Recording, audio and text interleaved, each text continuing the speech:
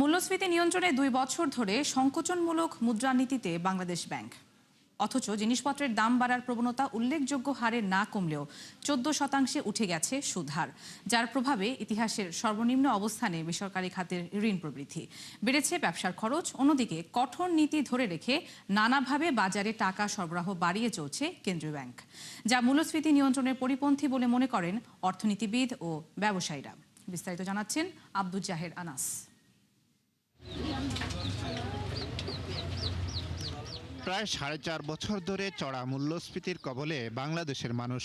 এই হার এতটাই বেশি যে টিকে থাকতে সঞ্চয় ভেঙেছেন অনেকে, কেউ জড়িয়েছেন ঋণের ফাঁদে, আর কাউকে পড়তে হয়েছে দারিদ্র্যের কবলে। 2022 সাল থেকে শুরু হওয়া এই হার নিয়ন্ত্রণে চরম ব্যর্থ আওয়ামী লীগ সরকার। পরে অন্তর্বর্তী সরকারের আমলে অর্থনীতির চিরায়ত তত্ত্ব প্রয়োগ শুরু করেন সে সময়ের গভর্নর আহসান এস মনসুর। বাজারে টাকার সরবরাহ কমাতে কয়েক দফায় তিনি নীতি সুদ হার তুলে দেন 10%। এরপর আর কমেনি সেই হার।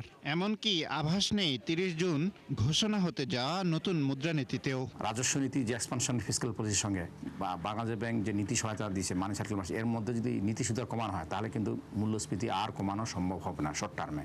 তো এটা দীর্ঘমেয়াদী একটা রূপ নিতে পারে, এটা একটা রিস্ক আছে আর কি। চড়া সুদহারের কারণে ঋণের খরচ উঠেছে 14 থেকে 16% পর্যন্ত।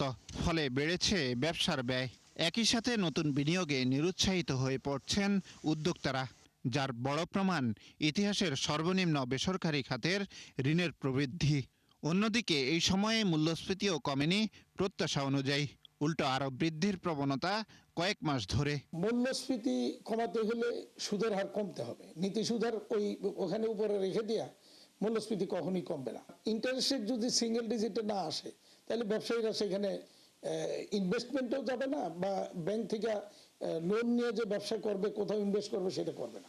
প্রাইভেট সেক্টরে ঋণ প্রাপ্যতা যাতে বাধাগ্রস্ত না হয়, আবার পলিসি সাপোর্টে এখন হাত দিব কি দিব না, মূল্যস্ফীতি আগে নিয়ন্ত্রণ করব নাকি এখনো সময় হয়নি আর একটু চিন্তা করার, আমার মনে হয় দুই পন্থার মধ্যে যে কোনো একটি পন্থা এই নীতিতে গ্রহণ করা হবে।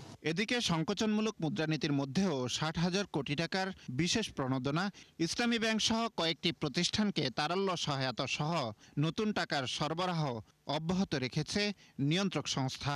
বিশ্লেষকদের মতে এই বিপরীতমুখী নীতির কারণে আগামীতে আরও কঠিন হবে মূল্যস্ফীতি নিয়ন্ত্রণ। মানি যে ইনজেক্ট হচ্ছে অর্থনীতিতে বা লিকুইডিটি সাপোর্ট করার জন্য, তো তার জন্য তো অনেক সময় মূল্যস্ফীতি যে হারে কমার কথা সেটা কমছে না, এটাই তো বাস্তবতা। বাংলাদেশ ব্যাংক যে আলোকে এখন আছে আর কি, তাকে তার ফাইন্যান্সিয়াল স্টেবিলিটির উদ্দেশ্য ফুলফিল করার জন্য নীতি সহায়তা প্লাস লিকুইডিটি সাপোর্ট দিতে হবে। একই সঙ্গে আবার মূল্যস্ফীতি কমানোর জন্য তাকে আবার একটা টাইট বা কোশাস স্ট্যান্ড থাকতে হবে আর কি। নতুন অর্থবছরের প্রথমার্ধের জন্য ঘোষিত মুদ্রানীতিটি হতে যাচ্ছে নতুন গভর্নরের জন্য প্রথম। আব্দুল জাহের আনাস, 71, ঢাকা।